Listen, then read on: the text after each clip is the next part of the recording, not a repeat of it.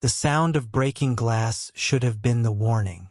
But in a penthouse where silence was purchased with luxury and secrets were buried beneath marble floors, nobody heard it coming. Isabella Martinez stood in the hallway, frozen, her hands still gripping the silver tray. Through the crack in the door, she could see everything. The baby, the woman, the moment before everything shattered. She had been the housekeeper for 3 years. Invisible, obedient, silent. But what she was about to witness would force her to become something else entirely. Before you skip this story, I need you to understand something. This isn't just about a maid and a millionaire. This is about a single moment when one woman chose to risk everything she had to protect someone who couldn't protect himself. Stay until the end. And if this story makes you feel something, anything, hit that subscribe button. Because the world needs to hear stories like this. Isabella had learned long ago that wealthy people preferred their staff to be ghosts. Present but unseen. Efficient but voiceless. She'd mastered the art of disappearing into the background of the sterling penthouse, moving through rooms like a whisper. She knew every corner of this glass palace overlooking the city, knew which marble tiles were cracked beneath the expensive rugs, knew which paintings hid wall safes, knew which rooms held secrets, and she knew baby Lucas. Lucas Sterling was 18 months old. Dark curls, bright eyes, a laugh that could light up the coldest room in the penthouse. His father, Marcus Sterling, was one of the most powerful tech entrepreneurs in the country. 38 years old, brilliant, driven, and according to every magazine, one of the city's most eligible bachelors. Until he met Vanessa Cole. Vanessa was everything the magazines said a billionaire's partner should be. Former model, charity board member, perfect smile that appeared in every society page. She'd swept into Marcus's life 8 months ago like a designer storm, and within weeks, they were engaged. Isabella had watched it all unfold from the shadows. She'd watched Vanessa redecorate Marcus's home, replacing warm colors with cold whites and sharp angles. She'd watched her reorganize the staff, firing anyone who'd been there too long. She'd watched her slowly, subtly, push Lucas further and further from his father's attention. But Marcus was too busy building his empire to notice. Too focused on closing deals and expanding companies to see what was happening in his own home. Isabella noticed. She noticed how Vanessa's smile disappeared the moment Marcus left for work. How her voice changed when she spoke to Lucas. Sharp where it should be soft, cold where it should be warm. She noticed how the baby had stopped laughing as much. That morning started like any other. Marcus left at dawn for a flight to Singapore. Business meetings. Investor presentations. He'd be gone for 3 days. Vanessa waited exactly 10 minutes after his car pulled away before coming downstairs. Isabella was preparing Lucas's breakfast in the kitchen, warm oatmeal with mashed bananas, the way he liked it. The baby sat in his high chair, babbling to himself, playing with a soft toy. Isabella. Vanessa's voice cut through the morning quiet like glass. I'll handle the baby's breakfast. You can focus on the cleaning. Isabella hesitated. She always fed Lucas. It was part of her routine, part of their bond.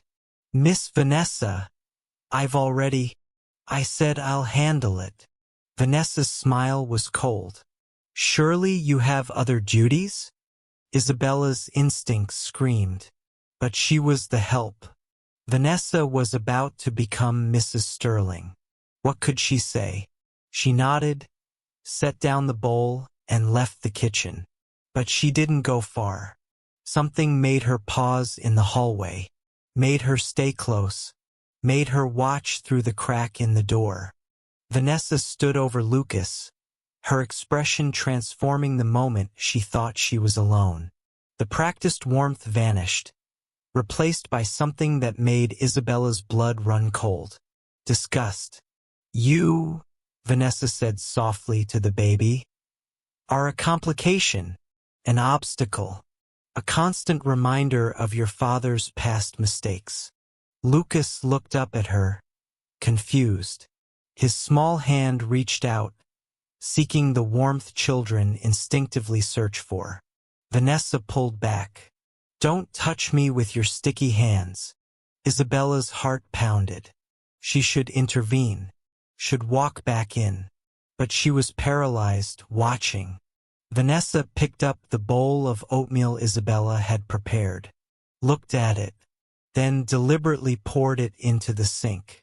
Too soft, she muttered. Children need to learn early, need discipline, structure. She opened the refrigerator and pulled out plain yogurt. Cold, straight from the fridge. She scooped a large spoonful and shoved it toward Lucas's mouth. The baby turned his head away, whimpering. It was too cold. Too much. Eat it, Vanessa commanded. Lucas started crying. I said eat it. The baby cried harder. And then Vanessa grabbed Lucas's face. Not gently. Not the way you touch a child. Hard. Forceful. Her perfectly manicured nails pressing into his soft cheeks. You will learn to obey, she hissed. Starting now. Isabella didn't remember moving, didn't remember making the decision. One moment she was in the hallway, the next she was in the kitchen, her voice louder than she'd ever used in this house. Stop! Vanessa's head snapped around.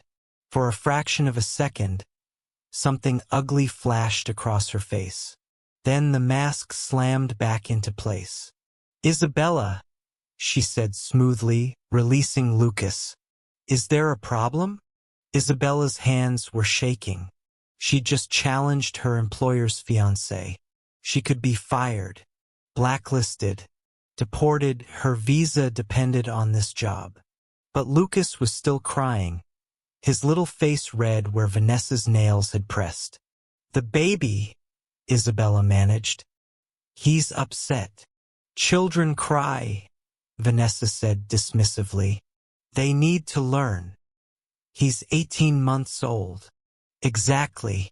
Old enough to understand discipline. The word hung in the air like poison. Isabella took a step forward. I'll take him. Calm him down. You'll do no such thing. Vanessa's voice turned to ice. I'm going to be his mother. He needs to learn to listen to me. Miss Vanessa, please. Leave. Now. Or I'll call Marcus and tell him you've become insubordinate. Isabella stood frozen. Every instinct screamed at her to grab Lucas and run. But where? How? She had no legal claim to this child. No rights. She was just the help. Vanessa smiled, sensing victory. She turned back to Lucas, who was still crying. Now, she said to the baby, let's try this again. Isabella didn't leave. She couldn't. She stood in the doorway, her heart hammering, watching as Vanessa once again forced the cold yogurt toward Lucas's mouth. The baby turned his head, crying harder. If you don't eat this, Vanessa said quietly, you'll sit here until you do. No toys, no playing, just sitting. Lucas was 18 months old. He didn't understand threats. He only understood that the woman standing over him was making him afraid. Isabella took another step into the kitchen. Miss Vanessa, I warned you. Vanessa pulled out her phone. I'm calling Marcus right now. You're done here. Then call him. Isabella heard herself say. Vanessa's finger paused over the screen. She looked up, surprise flashing across her face. What did you say? Call him? Isabella repeated, her voice stronger now. Tell him what you're doing to his son. I'm feeding him breakfast. You're hurting him. Vanessa's laugh was sharp. Hurting him? I haven't laid a hand on him. And even if I had, who would Marcus believe? His fiancée, a respected member of society? Or the help? The words hit like a slap. Because Vanessa was right. Isabella was undocumented, expendable, invisible. Vanessa was photographed at charity galas. She had powerful friends, money, lawyers. What did Isabella have?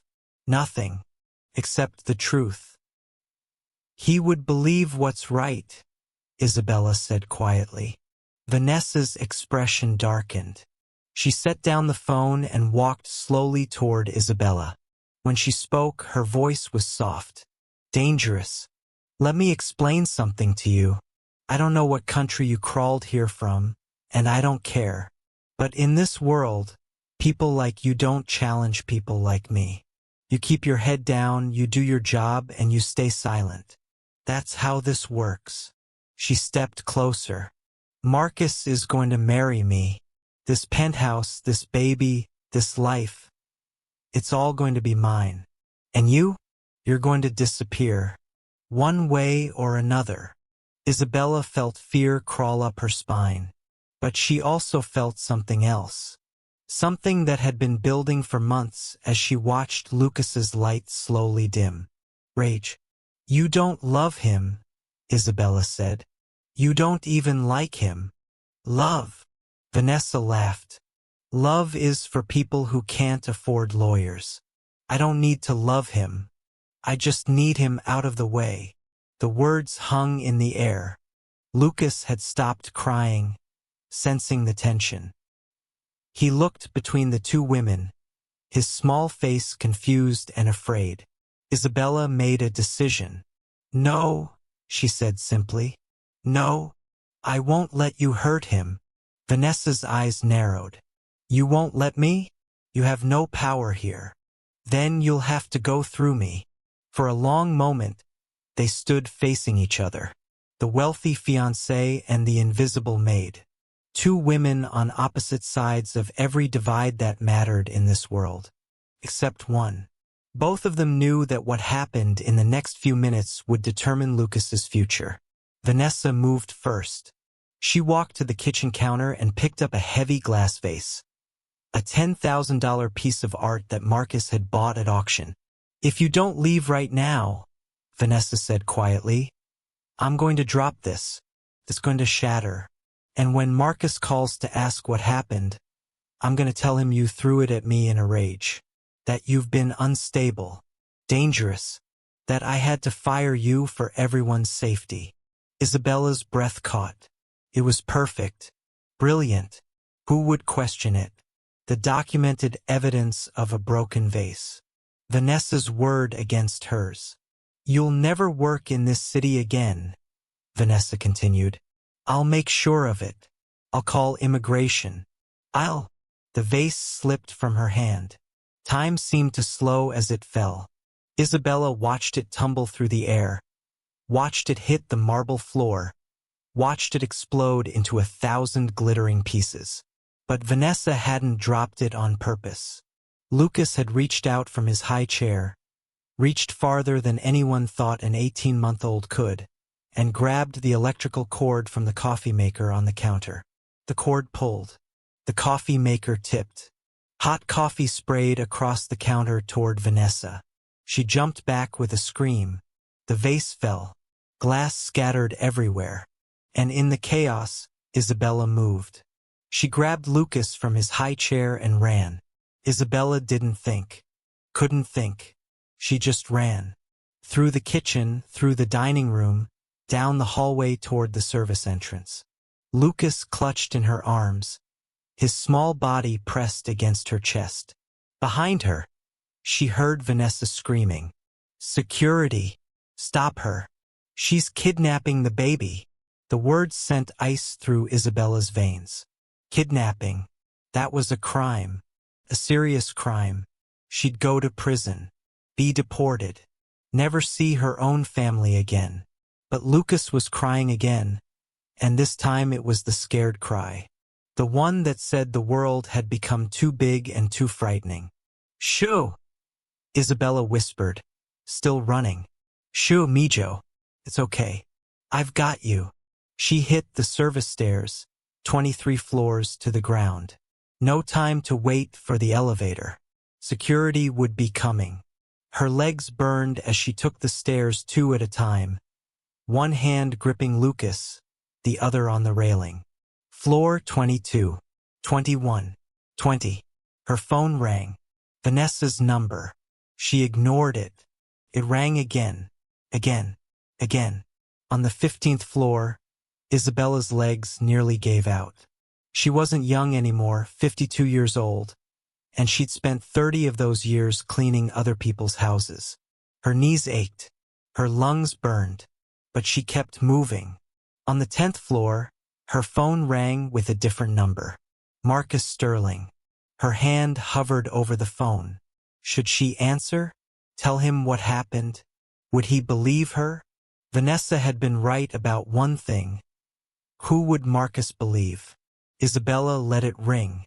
By the time she reached the ground floor, her entire body was shaking. She pushed through the service exit into the alley behind the building. Fresh air hit her face. The morning sun was bright, almost blinding. The city noise rushed in. Car horns, sirens, construction, life happening all around them. Isabella had no plan, no idea where to go. She just knew she had to get Lucas somewhere safe until she could figure out what to do next. Her sister, Maria, lived 40 minutes away by subway. She'd help. She had to. Isabella adjusted Lucas in her arms and started walking. Fast but not running. Running would attract attention. Just a woman carrying a child. Nothing unusual. Nothing to see. 2 blocks from the building, her phone rang again. This time a number she didn't recognize. She answered. "Hello, Isabella Martinez?" A male voice. Official. Cold. "Yes. This is Detective James Morrison, NYPD. We've received a report that you've taken a child without permission. I need you to return to the Sterling residence immediately." Isabella's blood turned to ice. "I didn't. The baby was in danger. Ma'am, I understand you may have concerns, but taking a child is a serious offense. Return now and we can sort this out. Don't make this worse. Please, you have to listen. Return to the residence now, or we'll have no choice but to issue a warrant for your arrest." The line went dead. Isabella stood on the corner of Park Avenue and 67th Street, holding a baby that wasn't hers, wanted by the police, with nowhere to go. Lucas looked up at her with those big brown eyes, trusting, innocent, completely dependent on her to make the right choice. And Isabella realized with perfect clarity, there was no right choice. Every option led to disaster. If she returned to the penthouse, Vanessa would destroy her and continue hurting Lucas. If she ran, she'd be a criminal, hunted, caught, and when they took Lucas from her, he'd go right back to Vanessa anyway. She needed proof, evidence, something that would make people believe her. Her phone. She'd been carrying it in her apron pocket all morning. The pocket with the recording app she used to remember grocery lists and instructions from Marcus. Had it been recording? With shaking hands, Isabella pulled out her phone and checked the app. Her heart nearly stopped. It had been recording since 6:47 a.m. She pressed play, heard Vanessa's voice. "You are a complication, an obstacle." Heard the moment she grabbed Lucas. Heard her threat about making Isabella disappear. Every word, crystal clear. Isabella looked down at Lucas, then at her phone, then up at the security camera mounted on the corner of the building across the street. She made a decision. She wasn't running anymore. Isabella walked into the nearest police precinct carrying Lucas and her phone. The desk sergeant looked up, annoyed. "Help you? My name is Isabella Martinez," she said clearly. "I've been accused of kidnapping Lucas Sterling. I'm here to turn myself in and to report child abuse." The sergeant's expression changed. He picked up his phone. Within 2 minutes, Detective Morrison appeared from a back office. "Ms. Martinez," he said, "not unkind but not friendly either. You made the right choice coming in. I need you to listen," Isabella said, "before you arrest me, before you call his father. Please, just listen to this." She held out her phone. Detective Morrison hesitated. "Ma'am, 3 minutes. That's all I ask. 3 minutes that could save this child's life." Something in her voice made him pause. Maybe it was the desperation. Maybe it was the fact that she'd voluntarily walked into a police station while wanted for kidnapping. Or maybe it was the way Lucas had his arms wrapped around her neck. His face pressed into her shoulder, clearly comfortable, clearly safe. 3 minutes, Morrison said. Isabella pressed play. The detective's expression changed as he listened. Grew darker, harder. When Vanessa's voice came through, "I just need him out of the way." He looked at Isabella with new eyes. "Is this the entire recording?" "Yes, 43 minutes. It's all there." Morrison called over another detective, then another.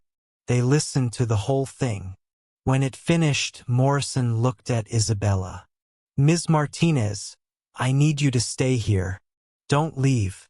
Don't call anyone. Understood? What about Lucas? He stays with you for now. I'll have someone bring a car seat. We're going to need to verify this recording, get a warrant, bring in Child Protective Services." He paused. "You may have just saved this kid's life." Isabella felt her knees go weak. She sat down hard on the plastic bench, Lucas still in her arms. "What happens now?" she asked. "Now?" Morrison looked at her. "Now we do our jobs." Marcus Sterling's private jet landed at JFK 3 hours early. He'd gotten the call from his lawyer midway over the Atlantic.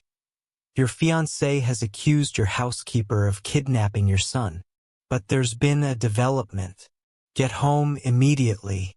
He'd redirected the plane, called every contact he had, tried to reach Vanessa 17 times. She wasn't answering. A police car met him at the airport and drove him directly to the precinct. Marcus burst through the doors looking like he'd aged 10 years in 10 hours.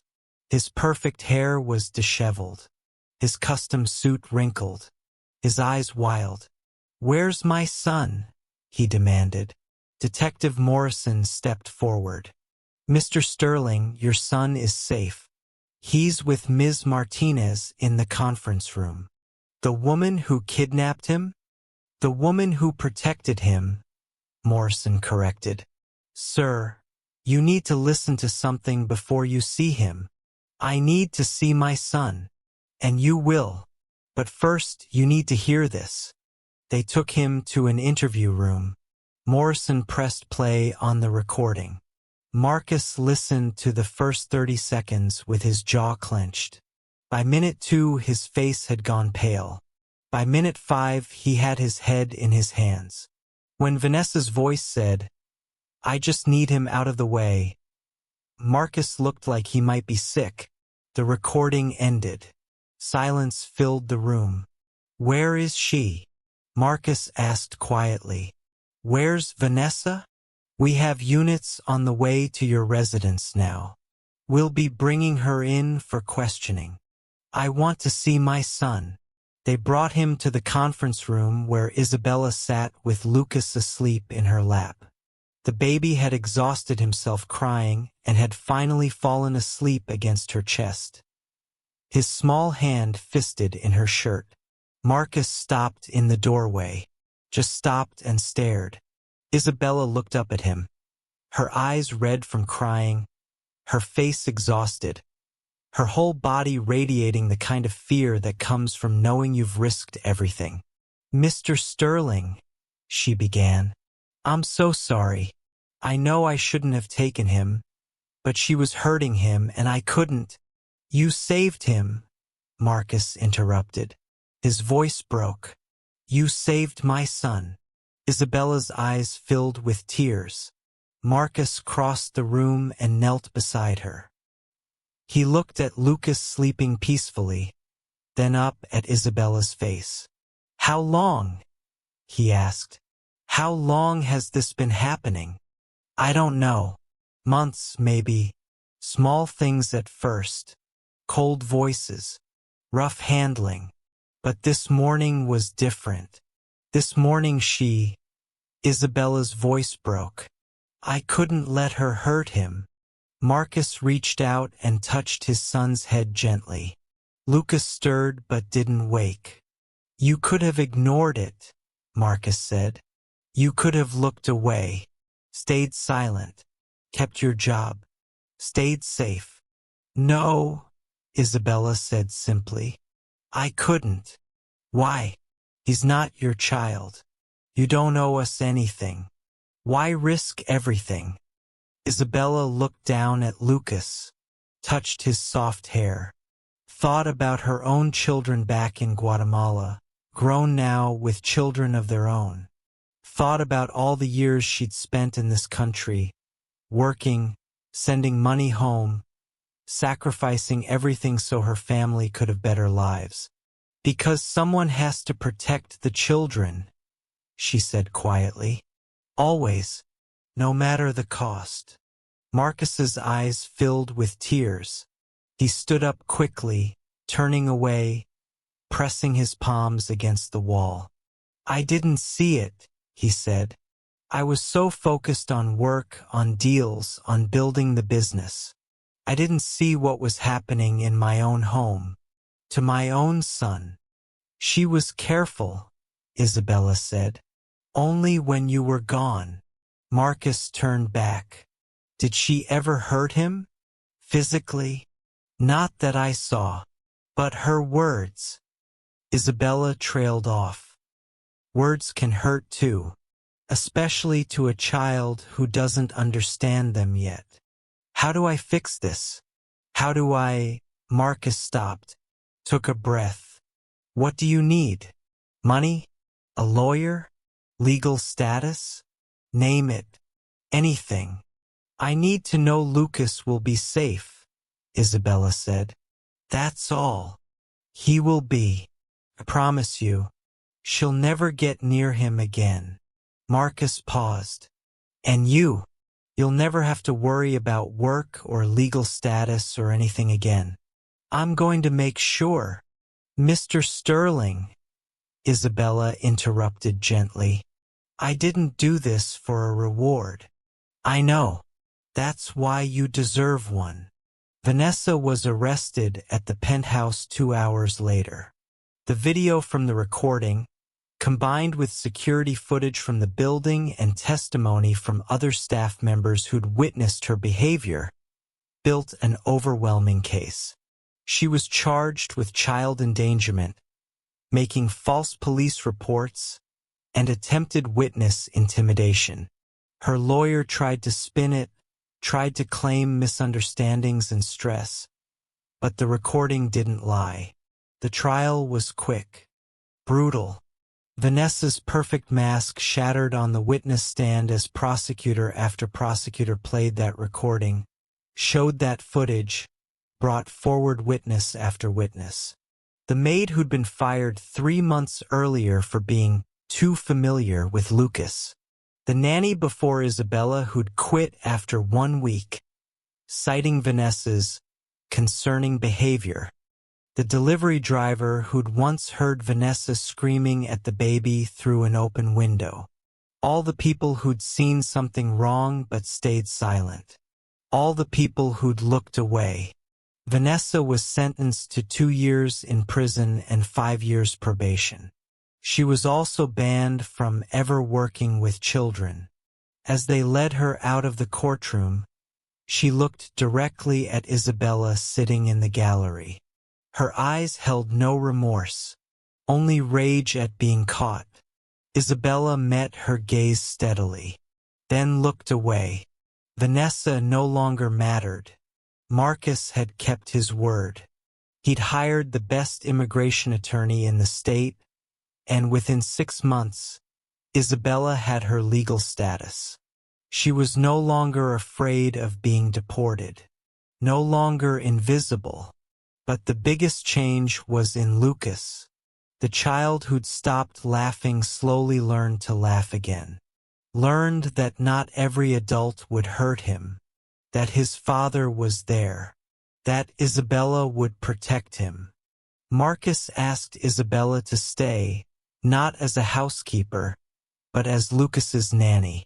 Full salary, benefits, respect. She said yes, but she also said something else. "I'll stay," she told Marcus, "but only if you promise to be here too. Really here. Not just working all the time. Lucas needs his father." Marcus looked at her. This woman who'd risked everything for a child who wasn't hers, and nodded. "I promise," he said. "I've already started turning down trips, delegating more, because you're right. He needs me. And I almost lost him because I wasn't paying attention." "You didn't lose him," Isabella said gently. "But you came close. Don't forget that." "I won't. Ever." Lucas Sterling was 4 years old now. He ran through the penthouse laughing, his toy truck in one hand, his stuffed elephant in the other. The space that had once felt cold and sharp had been transformed. Warm colors, soft furniture, children's drawings on the walls. Isabella watched from the kitchen, preparing his afternoon snack. Apple slices with peanut butter. His favorite. Marcus came home early, something he did 3 times a week now. He scooped up Lucas and spun him around, making the child shriek with delight. "Isabella," Lucas called. "Look, Daddy's home." Isabella smiled. "I see that, Mijo." Lucas wriggled free and ran to her, wrapping his small arms around her legs. "Can we make cookies?" "After your snack." "But, Isabella." "Snack first, then cookies." Lucas pouted but climbed into his chair. He was a happy child now, confident, secure, loved. He didn't remember that morning 3 years ago. Didn't remember the fear or the cold woman who'd hurt him. Those memories had faded, replaced by better ones. But Isabella remembered, and so did Marcus. That evening, after Lucas was asleep, Marcus and Isabella sat in the kitchen drinking coffee. It had become their routine, 30 minutes each night to discuss Lucas, to plan, to simply talk. "The school called today," Marcus said. "They want to move him to the advanced reading group." "He loves books," Isabella said. "Like his father. Like you. You're the one who reads to him every night." Isabella smiled. "He needs both of us." "He does," Marcus agreed. "I was thinking, I want to set up a fund. A scholarship program for children of domestic workers. Help them get education opportunities." "That's good. I want to name it after you. The Isabella Martinez Scholarship." Isabella looked up, surprised. "Mr. Sterling." "Marcus. Please, after 3 years, call me Marcus." "Marcus," she corrected. "You don't need to." "Yes, I do. Because what you did, standing up when it cost you everything, that should be recognized. That should be celebrated. You showed me what real courage looks like." Isabella was quiet for a moment. Then she said, "I did what anyone should do. I protected a child." But not everyone does. That's the problem. People see things and stay silent. Look away. Convince themselves it's not their problem. He paused. You didn't do that. You risked your life, your freedom, your future, for my son. That's not nothing. That's everything. Isabella's eyes filled with tears. He's a good boy. He deserves to be protected. All children do, Marcus said. And because of you, I'm trying to make sure more of them are. The scholarship fund launched 6 months later. Within a year, it had helped 50 children. Within 2 years, 200. And at every fundraising event, Marcus told the same story. The story of a housekeeper who refused to stay silent, who risked everything to protect a child who couldn't protect himself. The story of Isabella Martinez. Some people heard it and cried. Some heard it and felt ashamed because they'd been in similar situations and stayed quiet. Some heard it and felt inspired to speak up next time, to act next time, to be brave next time. Lucas grew up hearing the story too. His father made sure he understood what Isabella had done, what she'd sacrificed. On his 10th birthday, Lucas asked Isabella a question. Why did you save me? You could have just walked away. Isabella looked at this child, not so little anymore, and saw the man he would become. Kind, thoughtful, protective of others. Because you mattered, she said simply. Because all children matter. And because sometimes, Mijo, the right thing and the safe thing are not the same. And we have to choose which one matters more. Lucas hugged her tight. Thank you for choosing me. Isabella held him close. This child she'd protected. This child she'd helped raise. This child who changed her life as much as she'd changed his. Always, Mijo, she whispered. Always. If this story moved you, if you believe that courage comes from unexpected places, if you believe that protecting the vulnerable is everyone's responsibility, then listen closely. Every day, someone sees something wrong and has to make a choice. Stay silent and stay safe, or speak up and risk everything. Isabella Martinez chose to speak up. She chose a child over comfort, truth over security, courage over fear. And because of that choice, a little boy grew up safe and loved instead of afraid and broken. You might not be a housekeeper in a penthouse. You might not face the exact situation Isabella did. But you will face your own moment. The moment when you see something wrong and have to decide, do I look away or do I act? When that moment comes, remember Isabella. Remember that one voice can change everything. Remember that the vulnerable need someone to stand up for them.